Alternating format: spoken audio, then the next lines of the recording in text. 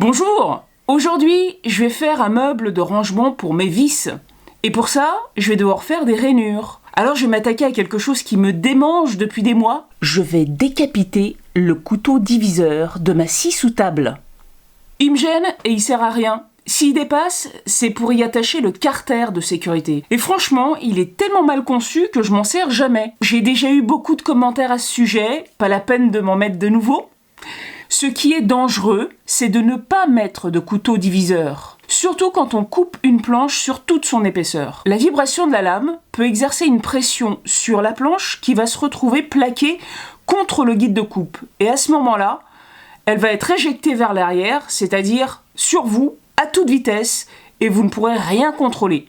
Ça, c'est dangereux. Quand on fait des rainures, c'est déjà plus le cas, mais c'est pénible de devoir toujours enlever, remettre ce couteau diviseur. Je descends la lame de façon à ce qu'elle vienne juste affleurer la surface de la table. Je mets du réglet pour tracer un repère. De cette manière, je sais que je vais être légèrement au-dessus. Mais comme j'ai pas le droit à l'erreur, je préfère le faire en 2 fois. Je dessine le trait de coupe. Oh là non plus, il n'y a pas de carter.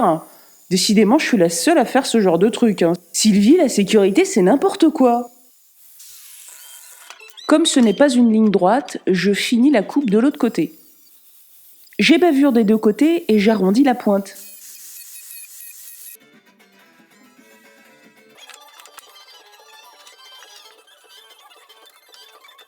Il faut que le couteau soit très légèrement en dessous de la lame, sinon il butera sur la planche, surtout quand on fait des rainures. Je surligne au feutre ce qui reste à enlever. Inutile de vous montrer la suite, le couteau est ajusté.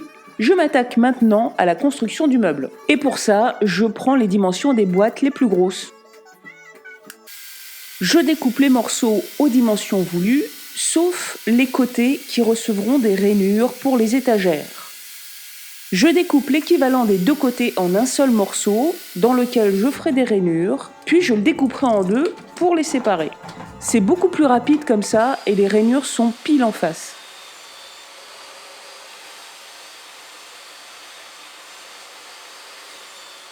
J'ai prévu 3 niveaux dans ce meuble. Il va donc falloir que je fasse 2 rainures de chaque côté. Je me positionne à une extrémité, je fais la première passe et je retourne la planche pour faire la même chose à l'autre extrémité. Ensuite, je déplace la lame de quelques millimètres et ainsi de suite jusqu'à obtenir la largeur de la rainure voulue.